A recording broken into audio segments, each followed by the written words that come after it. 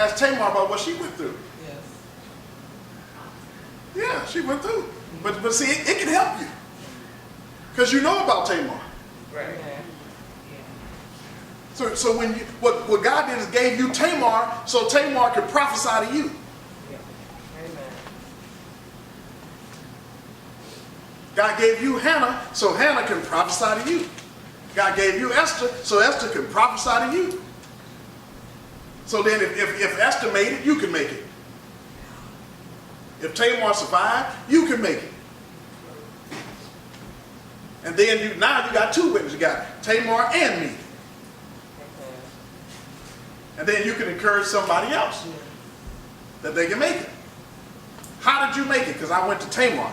And Tamar told me that I can make it. And I did it. And I made it. And now here I am and you can too. So now faith comes by hearing. Okay, I got to hurry up. And so these messianic prophecies are always going to point us to Jesus. Your messianic prophecy should always point us to Jesus. That's not the only kind of prophecy there is. But messianic prophecy should point us to Jesus.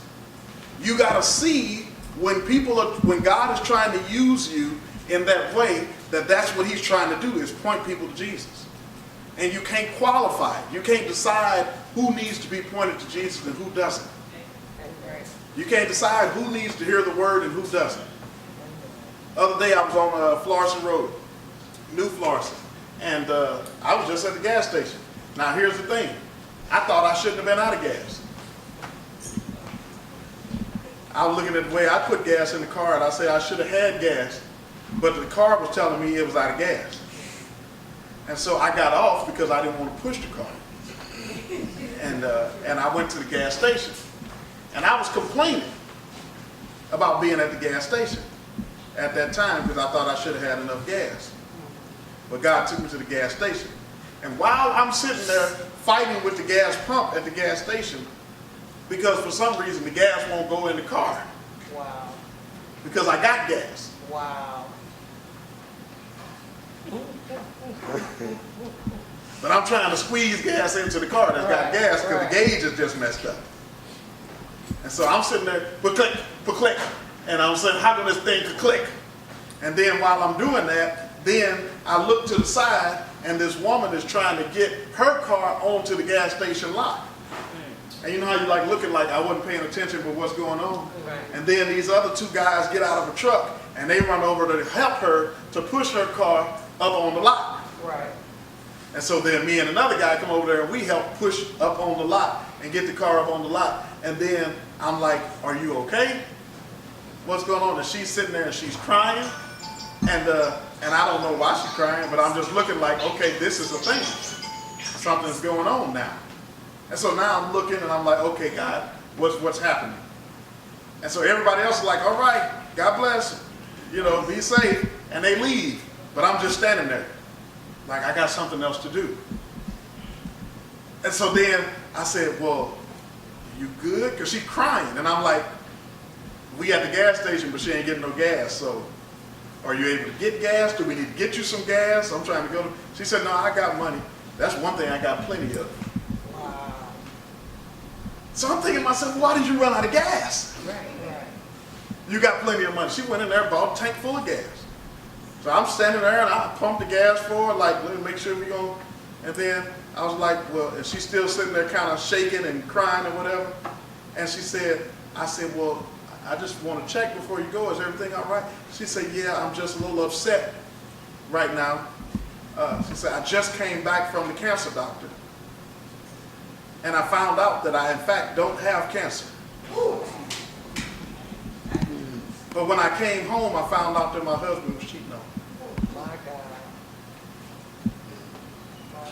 Right on top of her testimony, got the monkey wrench came in to take her. She said, so all of these years, he's been lying to me. He's been cheating on me with this person all this time. And now I just feel like I wish I was going to die. Wow. I said, oh, I found it.